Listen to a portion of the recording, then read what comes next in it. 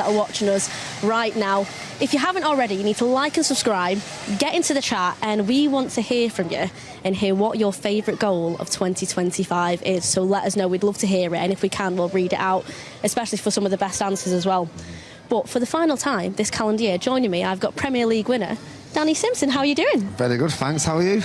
I'm good, thank you. Now, when you think about today, do you think it matters to these players, obviously, when it's the final game of this calendar year, you want to make sure that it does matter?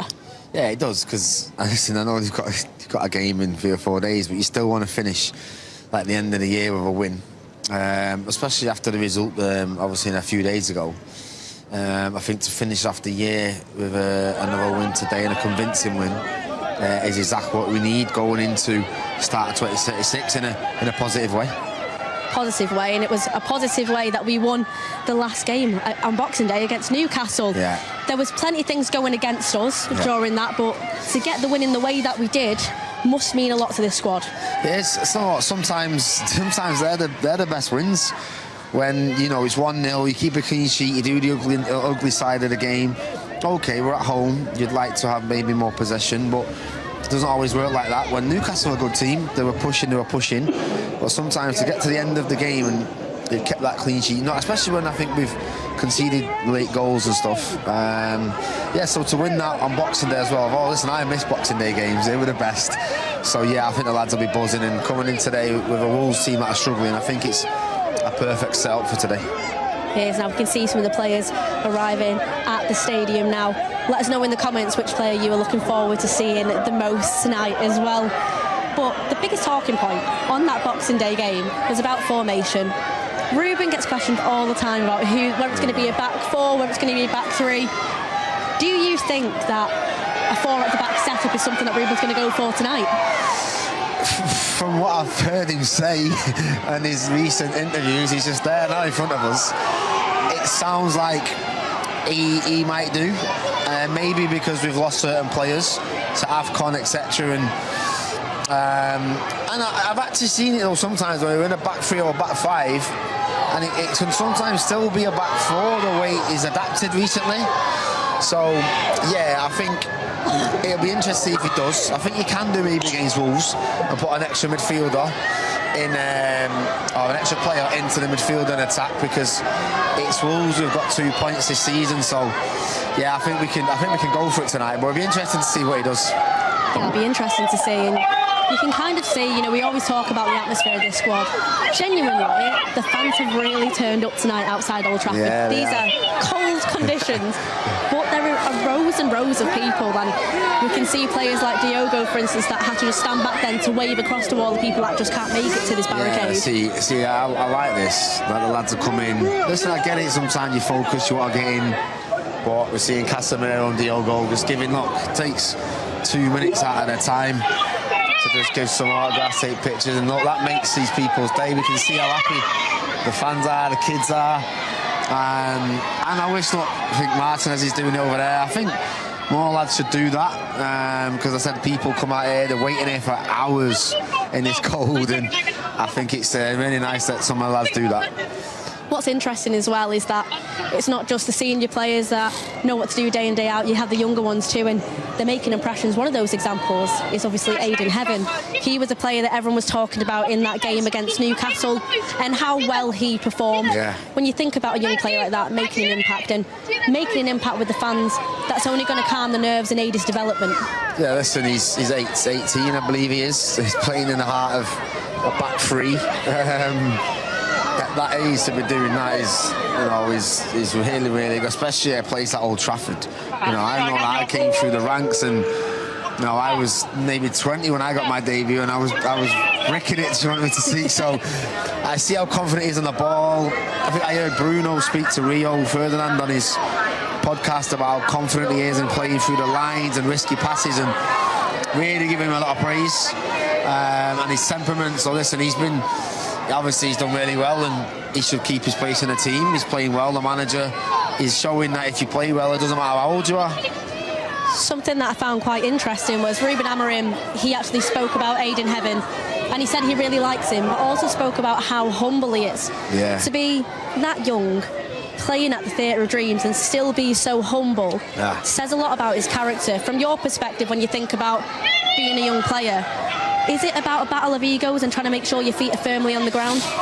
Yeah, I think sometimes as well. Like I said, I've met him a few times, and he's just a really nice kid. You wouldn't know he was playing at the heart of United defence. He just goes about his business. Very polite, very nice. He said very humble, and I think I think that's what you need to be at this club. I don't think he lets anything get to his head, and obviously at times things are going to go wrong. I don't think he'll get too down. So yeah, I think he's got. Yeah, just listen to him go mad for my mate Harry there. So yeah, I think like I said. He looks like he's got a great temperament, and he looks like a good fit to be someone that can play for Man United for hopefully a very, very long time. Yeah, hopefully. I mean, the future's looking bright, especially for our younger players here. And some of the younger players as well. You had Patrick Dorgan, scored that incredible volley. Yeah. I mean, what a time to score that goal, eh? Yeah. I think it was all, I would say shots, because he's not really been in the team this season, so that's not really bad to say that. But yeah, no, listen, it was some goal. To run onto the ball the way he did, that and that angle, and to finish off the way he did, and then to be the winner, obviously delighted for him. It reminded me a bit like Ahmad's goal at Forest, but I think Dorgu's was better. So hopefully now, after that, he should be flying tonight, buzzing, and he's got a chance. He's taking it, and hopefully he can pick up where he left off. I mean, speaking of goals, because people are talking about how crazy the fans are when Dorgu scored that stunner. When you think about goals in 2025, which is hard because there actually has been a few, is there one that you can recall that you would say is your favourite that you've seen United score? I think, well, I've just mentioned that one and the Ahmad goal. I think the Ahmad does I think like goals that are important. I think Ahmad was important at Nottingham Forest. Obviously, the Dorgu, this one was very good. So I can't hear each other now, Bruno. But yeah, like I said, yeah, I think, yeah, special goals, but goals I think that are important. And they're the two for me that stand out, where you go to a tough Forest away, we get a point through Ahmad, and obviously Dorgu gets a winner on Boxing Day at Newcastle. They're the two right now that stand out for me. Yeah, so let us know in the comments what your favourite goal is of the calendar year. You've heard what Simwa's is. We'll hear what the rest of the guys are thinking a little later on. You can hear the fans going absolutely crazy, and one of them was for Bruno, and obviously Bruno had to get inside as well because they do have a call time that they have to make sure they're in for. Yeah. They were without Bruno Fernandes on that last game. He is such a huge character. Even off the pitch, though, you could see him as he was watching the players, encouraging the players on social media afterwards. That's a captain that's influential on and off the pitch. He is, and as we all know, he's not missed many games, so it's probably killing him to be missing games and watching. But at the same time, he's a captain. He'll support the lads that'll be in the training ground, whether he's travelling in an hotel. He's just that kind of character, and you need that, and the lads will need that, because we're not used to playing without him, which is weird to see, but listen, they did the job without him, and like I said, he's so influential, and hopefully we'll see him back soon. Yes, he's here now, but I imagine he's just travelling with the team, and yeah, he's supporting the boys, and he'll be a good voice in the dressing room. Yeah, we've seen plenty of the players arrive. This is where it's always intriguing because we don't know what the starting lineup is at this moment in time. So let us know in the comments who you think could be the main players that you want in that starting lineup. Because for you personally as well, what do you want to look at today? What do you want from your players? Today, it's a Wolves team. I've got 2 points. I think they drew Brighton and Tottenham probably months ago. I think we just got to go for them. With this crowd, we can hear what they're like today now. With this crowd, we've just got to go for them, attack. Be like how United used to be, just put them on the back foot. Obviously, Cunha, it's his old team as well, so we want to just go for them. They're a team that are struggling. I'd like to see a really confident, dominant performance and a lot of goals and a clean sheet today. That's what I expect that from them today. Yeah, it would be great for us to really seize that opportunity today, especially a player like Cunha as well. Yes, it would be perfect for him. Fingers crossed. Yeah, it would. But thank you very much, Simo. But the players have been all arriving now here at the Theatre of Dreams. Before we head inside, take a little look at our podcast, Inside Carrington, for its best bits for 2025.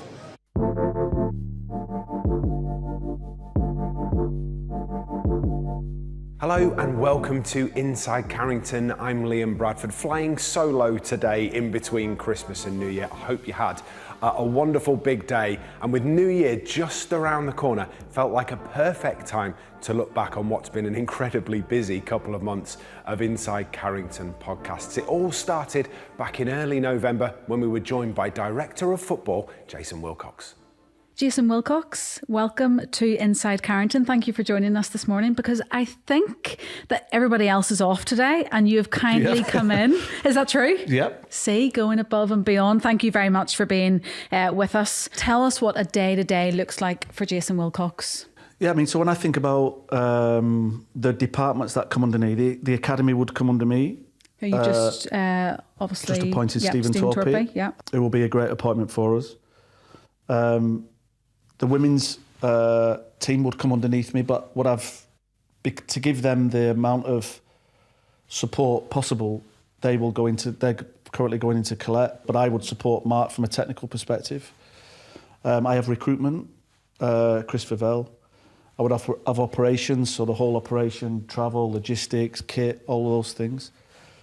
And medicine, Sam Erith, so all the performance areas. So it's like the breadth of the role is huge. You know, I'm ultimately accountable for it, but I have an amazing team that lead their areas, and like I said, the changes in the staffing, the structures, they need to be really clear in order for us to function properly. Everyone needs accountability, and I felt we needed new energy, new ideas to push us forward. And I think, you know, like I say, the pressure is a privilege to try and get Man United back to where it was many years ago is something that I just feel extremely lucky. And we've got to deliver now. You know, we can't just keep talking about it. It's going to be people have to be patient, but we are going in the right direction, I feel. And, you know, at the heart of it is our people. You know, it's really important that we sort of, I have a saying, feel like a family, perform like a team. And if we can feel like a family and create this atmosphere where we are able to have honest conversations, we're able to give feedback, we're able to have new ideas, no one gets offended. This is the environment that we're trying to create. I've got two questions. One's a little bit daft and one's a little bit more important. The daft one is, how many times have you got to charge your phone every day? Because the amount of work that you get through, the amount of phone calls and emails that you must have to answer, do you constantly carry around a cable with you? Yeah, I mean, the phones, it's, I think anybody in this role, you know, you get a lot of phone calls, a lot of messages from agents that are pushing players. It's part of the job. I think when I go home, there are times when I forget to leave my phone downstairs and it's at the side of the bed and it's pinging all night, but it's not good practice. You've got to try and I've just get heard away it pinging from it. It was on silent there, vibrate, wasn't it? Yeah. It was ringing loads. I was like, that's Jason's phone. Yeah. You're a man in demand. Especially around the transfer windows, really now. I know we have certain blocks where it's, you know, in the summer and in winter, but really we're working on recruitment year round. You know, we're thinking about it constantly, thinking about the squad, thinking about which players' contracts will be starting to come to an end, and it's the planning is really important. You know, it's really important that we're on top of things. And in the summer, for all the players that we signed, there were big clubs wanting to sign them, and you know they shut out all the other clubs because they wanted to come to Man United. And without European football as well, there's got to be no other club in the world that can happen to. Phil, would you agree? People don't realise, and I say this all the time, when, you know, obviously over the last few years we've had our troubles, sticky patches, whatever you want to call it, but for people to turn around and say that people don't want to come to Man United is the biggest lie of them all, because it's Man United, it's the biggest club in the world. Trust me, when United come calling, you come, and it's as simple as that. It does something really strange. I never felt like I was ever going to be connected to a club as quickly as this, and same for my family. And it's really hard to articulate, you know, the size of the place. When we go and speak to players, it makes the job easier in a way, because you know that when Man United are coming calling, that they do want to come. But it's really important that they feel the football project, that they know that the club is moving forward, and the articulating the vision. This is really important for Ruben to articulate the vision, and then believe in the manager and his plan and who he is as a guy. It's really important. So it's an all-round thing. It's not just it's Man United. It's about the future of Man United and what that looks like. And they're ambitious. The players, they want to win, and they want to be part of it, and they want to be part of the group that turns things around. And I think we can beat anyone on our day. But it's about this consistency. And sometimes you look at the other clubs that are a bit further on their journey. They've got more depth, and we need to get to that. And it's very exciting. I think the next couple of years we're going to see where we are. Here on Inside Carrington, we aim to bring you closer to the football club that you love, and that includes our brilliant women's team. They're going great guns at the end of 2025. That means that we get the opportunity to catch up with important people, like the director of football, Matt Johnson. Hi, Matt. How are Hello. you? Yeah, good, thank you. As I said before, you are director of women's football. Firstly, tell us what that role entails. Yeah, for me, it's overseeing the women's programme at Manchester United. And yeah, it has two main parts really. On the pitch, which is like the sporting director element of the role, where you're looking after the recruitment, the training environment, the playing philosophy, working with the manager, etc. So very much like a tracksuit sporting director. And the other half then is working within the club around sort of the sustainable and the business element of the role. So that would be around the commercial and sponsorship, the marketing and the media, and then like the ticket sales to enable that we've got the economic environment that can sustain a good team on the pitch. So yeah, it oversees both, half tracksuit, half suit, half boardroom, half pitch. You've come from a background as well, haven't you, of coaching. So do you prefer the tracksuit or do you prefer the businessman?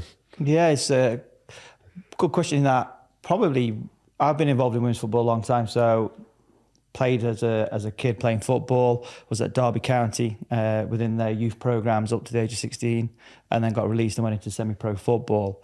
But obviously playing semi-pro football needed a sort of a career alongside that. So got into coaching and then into sports development. And then ended up working on the business sides of like charitable organisations, Sport England, Greater Sport, places like that. So always had this dual career where I've like never specialised at one thing, but been on the grass doing my licence badges. I've been in the back room doing strategy, running small charities, learning how you do accountancy and business. So in a way, it's been great training for this role because it means I've not been blinkered down. One, I've got a rounded skill set that hopefully allows me to manoeuvre within this function of this job, really. Yes, welcome to the tunnel where the Manchester United team news has just been announced, and one change for Ruben Amorim. Mason Mount unavailable for this one. He doesn't even make the squad. Replacing him in the starting 11 is Joshua Zirkzee. Let's give you the 1 to 11 now. So Senna Lomans, after making his second clean sheet against Newcastle last time out, starts between the sticks. Luke Shaw, we think, is going to be at left back with Diogo Dalot at right back. Lisandro Martinez makes the starting 11 alongside Aiden Heaven in the centre of defence. If it's the same as last time out against Newcastle, the midfield two will be Casemiro and Manu Ugarte. Cunha off the left, Patrick Dorgu reprising that role on the right-hand side. He was absolutely brilliant on Boxing Day. Let's see whether he can do the same again this evening. Joshua Zirkzee in to replace Mason Mount, and Benjamin Šeško, who leads the line. Maisie, it's as strong a starting 11 as Ruben Amorim can possibly name because of the 8 players that are unavailable through illness, injury and international duty. Yeah, exactly. I mean, it's probably the strongest he could go, as you say, Liam, but you're playing against a Wolves team at Old Trafford.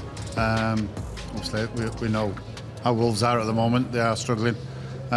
Fingers crossed that continues tonight. You look at the Wolves team and you look at how they performed, particularly against Liverpool and Arsenal away.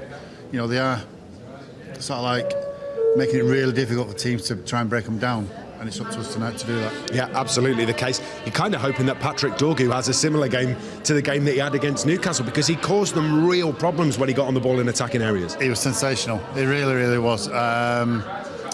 It's probably a new position to him, playing out on the right, but you know what? He absolutely ran the show, and he ran Newcastle ragged, particularly in the first half. Fantastic strike for the goal. And yeah, more of that, please. Yeah, absolutely the case. United will be a little bit concerned about Wolves. You've already touched on it. Defensively, they've actually gone back to being really well organised, really well drilled since they conceded 4 to Manchester United, funnily enough. Yeah. United have now got the job of trying to break down what essentially will be a Wolves low block. Well, that's a difficult thing. It's ideally if you can get an early goal, fantastic. That means that Wolves have to come out. But the longer the game goes on, the more resilient they'll get, the more they'll sit deep, as we know that. But no, it's up to us to break down a Wolves team that has conceded plenty of goals this season. And look, we're at home, we're here to entertain. Fingers crossed we can do that. Let's hope it's exactly that. Enough from me and him for now. We're going to speak to Ruben Amorim very shortly, and we'll have the Wolves team news for you in a little bit. But in the meantime, let's get your pitch side with Sully. Yeah, thanks, Liam. So fascinating team news, which Siobhan Chamberlain, our former women's goalkeeper and former defender, Danny Simpson and I have been chatting about. Siobhan, you asked me as we were walking pitch side, will we see Mason Mount? We were hopeful we would, but sadly he's not made it. In comes Josh Zirkzee.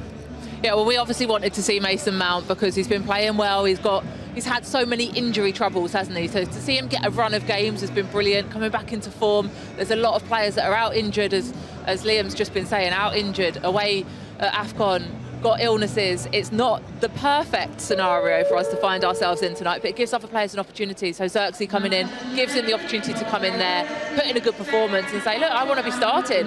The squad is thin at the moment. Give me a chance. We've got a lot of injuries, haven't we, Simo? Ruben and the staff and the team have been very unlucky with that. Add to that the players missing at AFCON, and we are down to the bare bones, but still, like Siobhan says, an opportunity for others to step up. Exactly, that's what I say. Like Siobhan says, this is what football's about. That's what having a squad's about. If you've been waiting in your wings and hopefully been training right and making yourself ready and available when called upon, like Patrick Dorgu, we've not seen much of him, and look, the little resurgence that he's had lately, so there's nothing the same for Zirkzee. He's got an opportunity now to say to the manager, I don't want to go anywhere in January, I want to stay, and I can play in that position now with obviously positions changing a little bit, and it's against a Wolves team that's struggling. So if you ever want to come into a team and play against a team that's struggling, it's tonight against Wolves.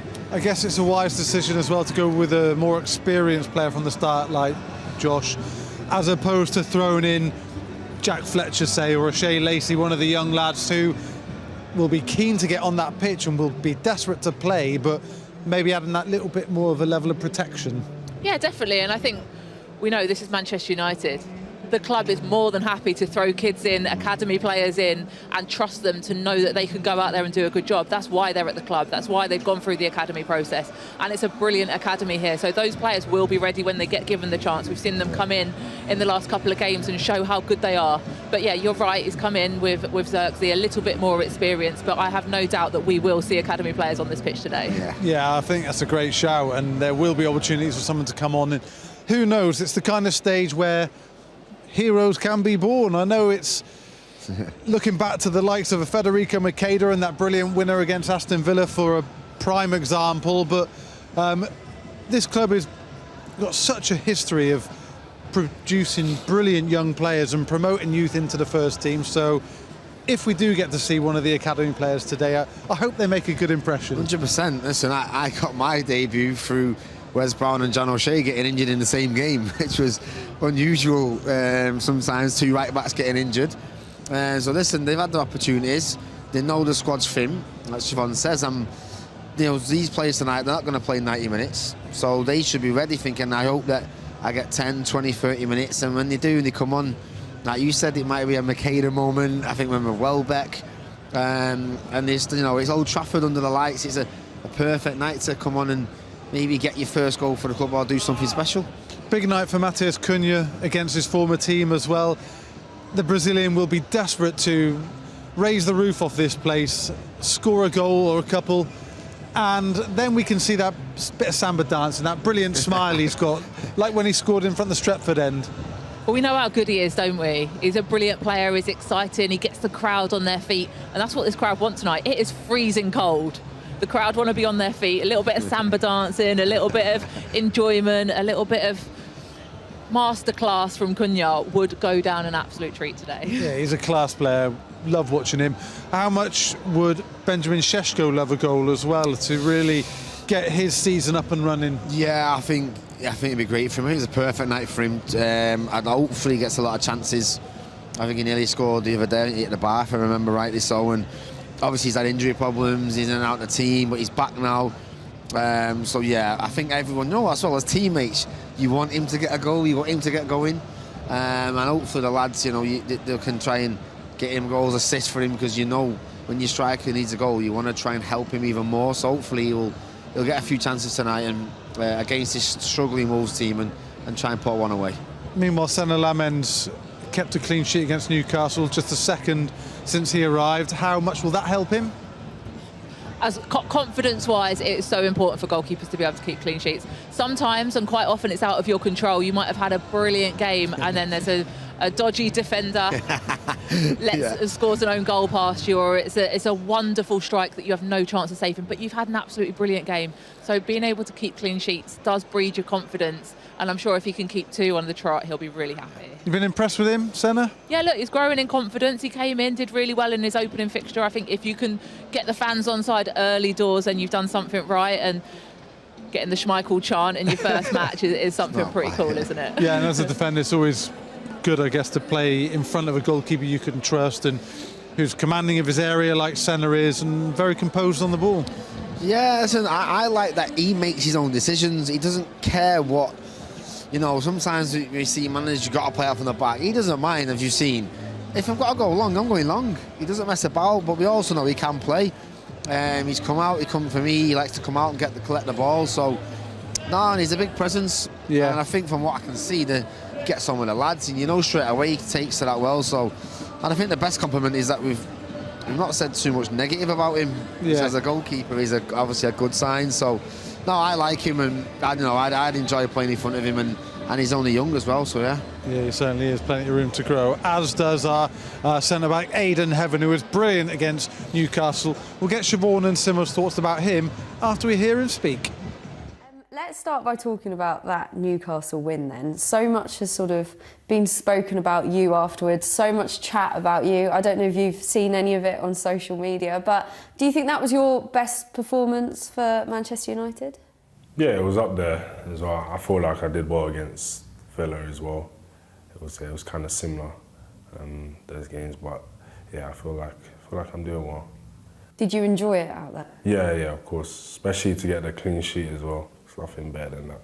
Yeah, especially on Boxing Day as well. But your boss, Ruben Amorim, said that if you continue to keep playing like that, it's going to be really hard to lose your position. What do you make of comments like that? Like, listening to that, how does it make you feel? Yeah, obviously, I just have to, it basically just means that I have to keep playing well to keep my place, and the minute I stop playing well or I get ahead of myself, I can lose my spot. So I just got to stay focused. Has that performance and sort of the reaction from the performance given you quite a lot of confidence? Yeah, of course, yeah, because I think, yeah, like you said, it was probably one of my best games, so I'm just going to try and take it to the next game and just perform the exact same. Why do you think it was one of your best games? What do you think worked so well? I just feel like the back line especially, I think we did really well together. Obviously, that was the first time we played in that formation this year, and obviously it's probably going to be tough, but we adapted really well. You've started in the last 5 games now. Do you feel like with each game you're seeing yourself sort of improve and learn a bit more? Yeah, each game I see I'm doing things different. But yeah, I'm improving. I feel in myself. Even when I watch it back, I just feel like I'm improving, and I can see it, and others can see it. So when you watched back that performance against Newcastle, what did you like about it? The clearances, because I had quite a few, didn't I? So I feel like I defended the box well. You did have quite a few. Yeah. You did have quite a few. Obviously, your next game is at home again, back-to-back home games, against Wolves, who've obviously really struggled a lot this season. How are you feeling going into that, and what are you expecting from that one? I think it's going to be another tough game, I think, because if you watch them, they don't play bad. You know, we just got to take every game like it's going to be really hard. That's what we're going to do. Have you got any aims sort of personally? What do you want to try and build on that Newcastle performance? Just keep it the same, really. Don't concede any goals. Don't concede and just try and outscore them.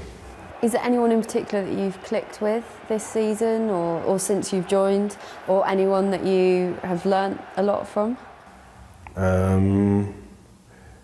We're talking what I've learnt from, I say Harry Maguire as well. I thought you were going to say. Yeah, Maguire or De Ligt, one of those two. They help me, you know, they give me a lot of advice. I've played with both as well. So yeah, I would say them. What sort of advice do they give you? They're big on talking, like talking on the pitch and the communication, you know, just it makes the game easier. It makes it easier for yourself and them. So they're really big on communication. All right, great. Well, thank you very much. Thank you. Good luck against Wolves. Appreciate it. Yeah, young man making his way in the game. Still so much room for growth. Huge potential, Simo. I mean, he was brilliant against Newcastle, wasn't he? It's fantastic. Look, I think I've heard Bruno talking about him and very highly of him. How good he is on the ball. He doesn't mind taking risks. He's got the quality to play through the line.